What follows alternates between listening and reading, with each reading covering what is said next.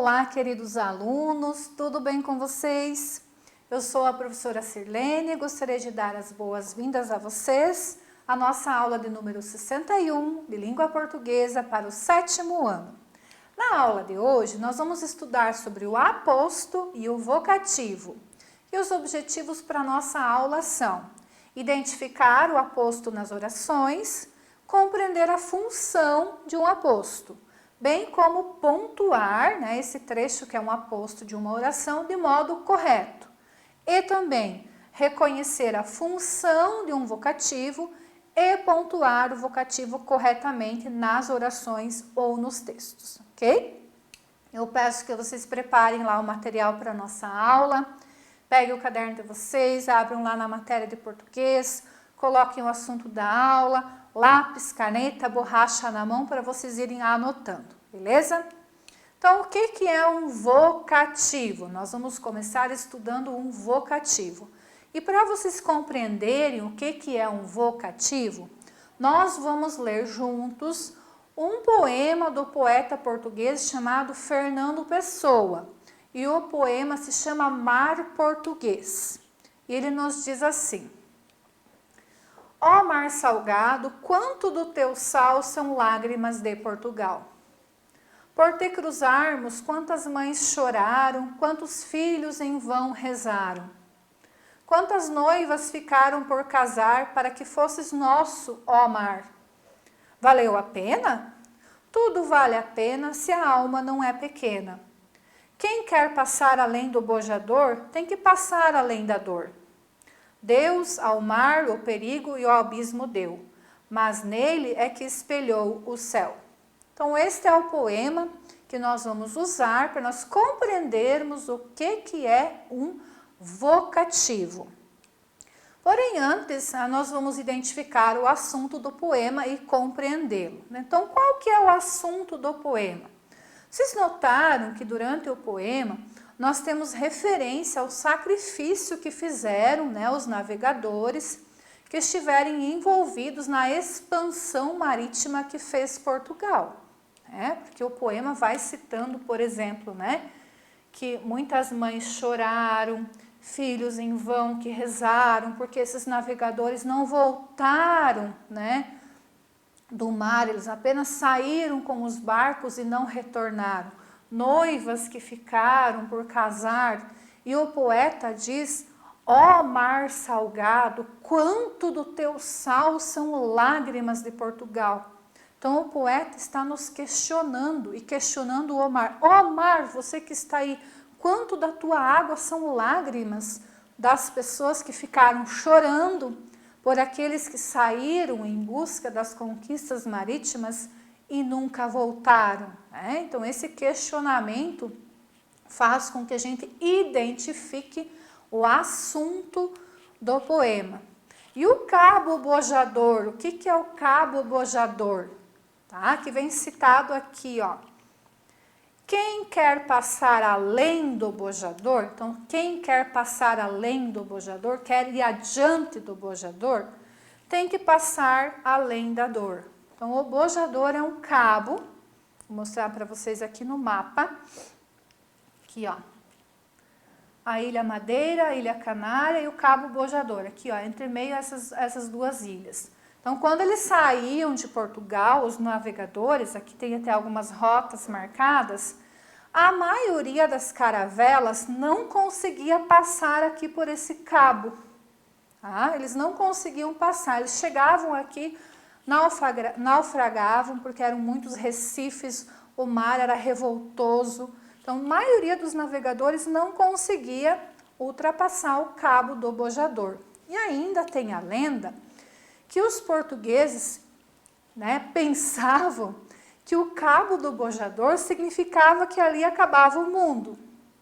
Então circulava a lenda que era exatamente como essa figura aqui, ó, que eu estou mostrando para vocês. Que os navios chegariam no cabo bojador e que o mar acabaria e eles acabariam caindo. E somente em 1434 é que o Gil Eynes passou pela primeira vez além do cabo bojador. Então eles acreditavam que ali era o fim do mundo, que tinha monstros, que tinham buracos negros e que os navios cairiam ali, né? E nunca mais conseguiriam retornar, né? E que ali era o fim do mundo na imaginação dos portugueses. Então aqui, quando tem as rotas, ó, a rota em verde, a rota em laranja, a rota vermelha, né? Quando Pedro Álvares Cabral chegou no Brasil, já era depois de 1434, já que o Pedro Álvares chegou aqui no Brasil quando mesmo? Em 1500, né? Então já tinham conseguido passar além do Cabo Bojador, tá? Então, para os portugueses, aqui é uma imagem, né, real do Cabo Bojador, com muitos recifes, com o mar revoltoso. Ali significava que era o fim do mundo. Claro, né, não era fim do mundo coisa nenhuma, a gente sabe que não. O mar continuava.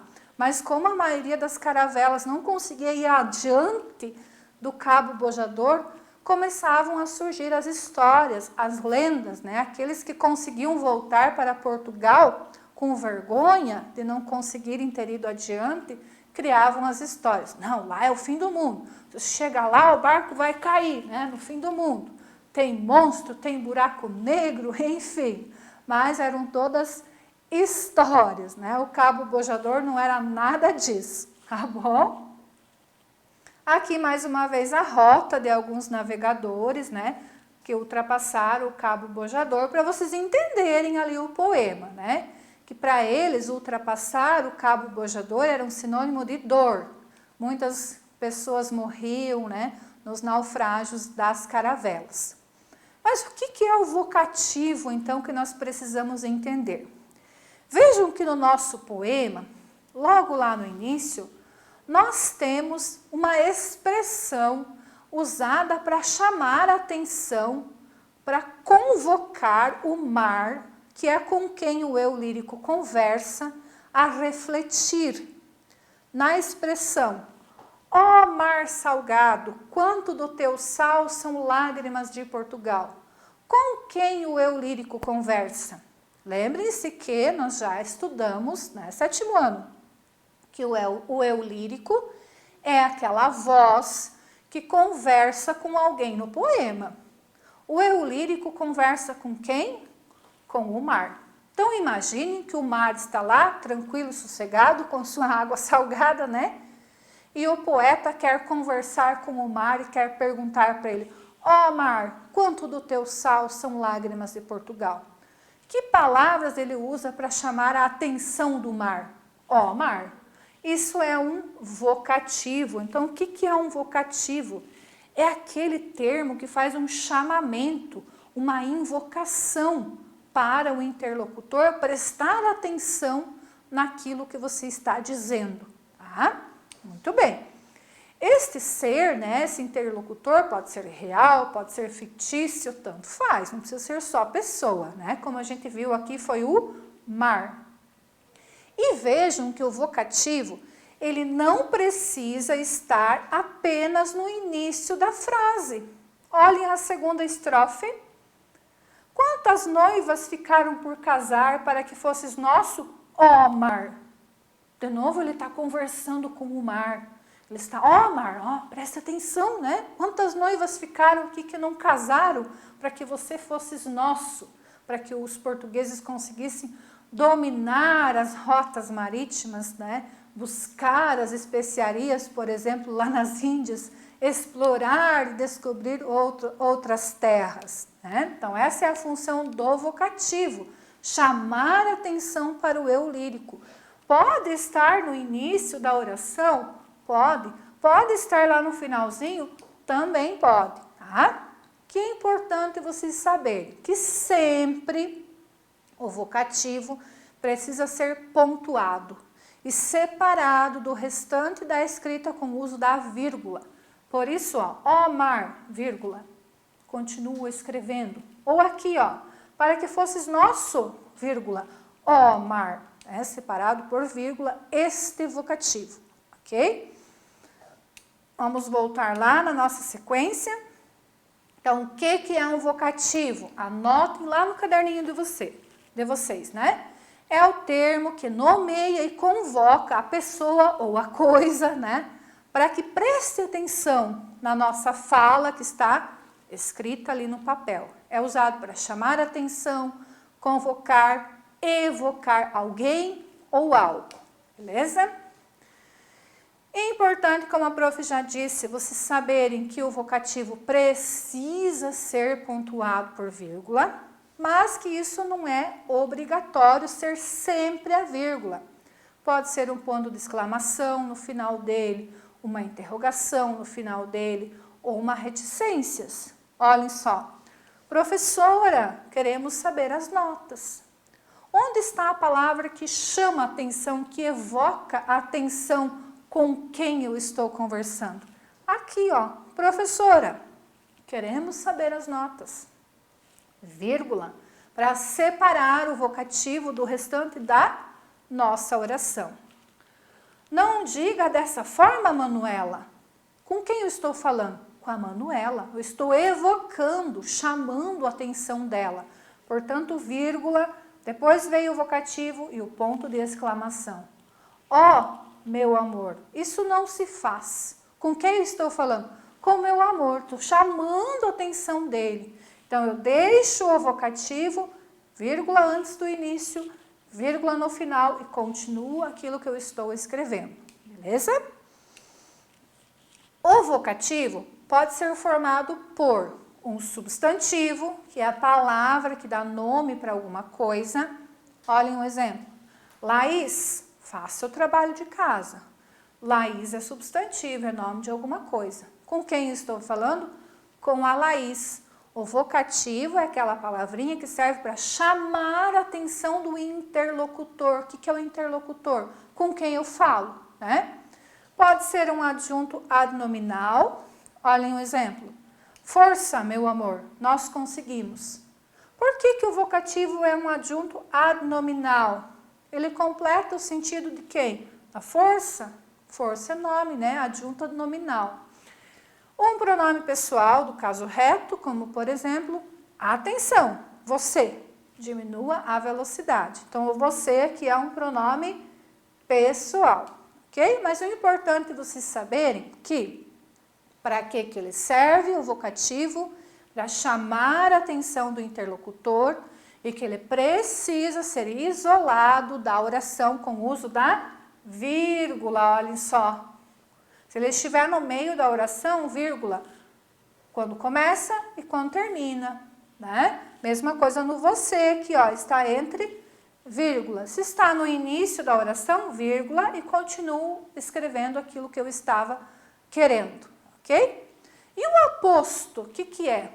Ele é muito parecido com o vocativo, mas ele tem uma função diferente. Vejam só o exemplo. Paula, irmã de Marli, vendeu todos os seus bolos.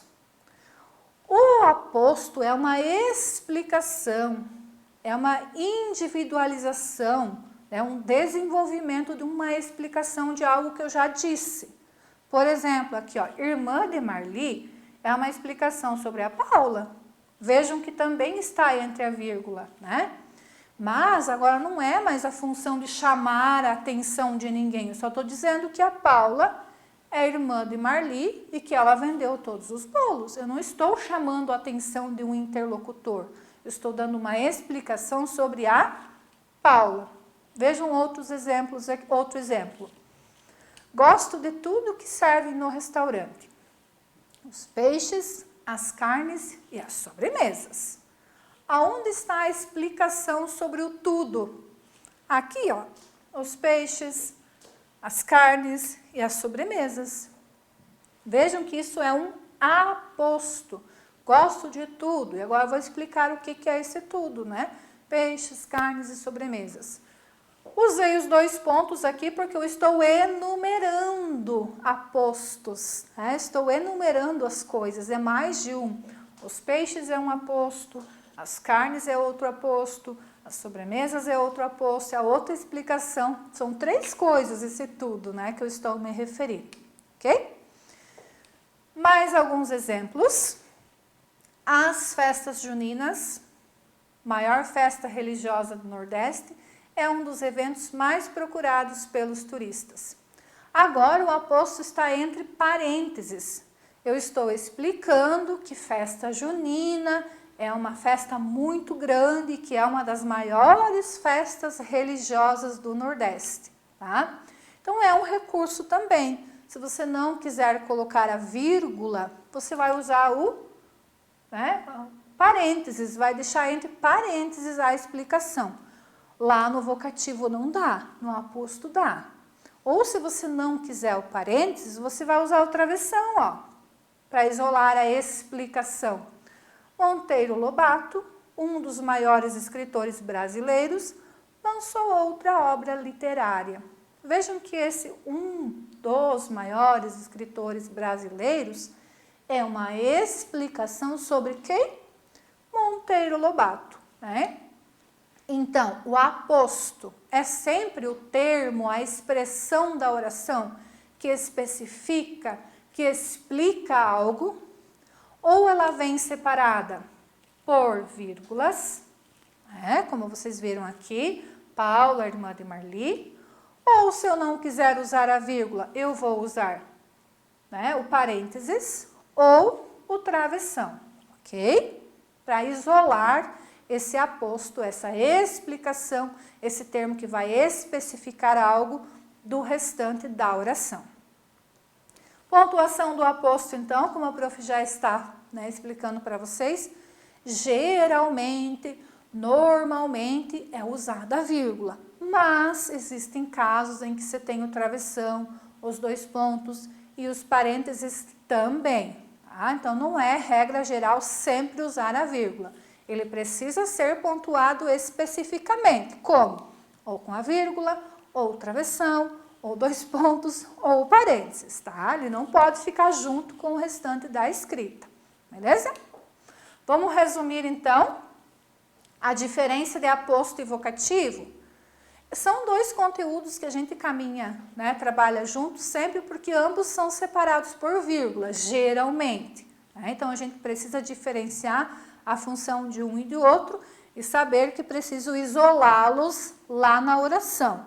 Então, o que é o vocativo? É o termo sintático que convoca a pessoa ou a coisa a quem ou a que nós nos dirigimos. É usado para chamar a atenção de alguém ou de algo. E o aposto? É o termo que especifica, individualiza, explica, desenvolve melhor um termo, ou seja, uma palavrinha lá da oração. Ok, pessoal? E ambos precisam ser pontuados ali corretamente, O vocativo com o uso da vírgula, sempre para separá-lo do restante da oração. E o aposto pode ser vírgula, pode ser o travessão, ou parênteses, ou dois pontos. Já é? Muito bem. Eu agradeço a atenção de vocês que me acompanharam até aqui. Sempre lembrando, façam a atividade sobre esse assunto. Ficaram em dúvidas, retomem a aula, vejam novamente, anotem lá no caderninho de vocês. Muito obrigada, até mais, pessoal. Tchau, tchau.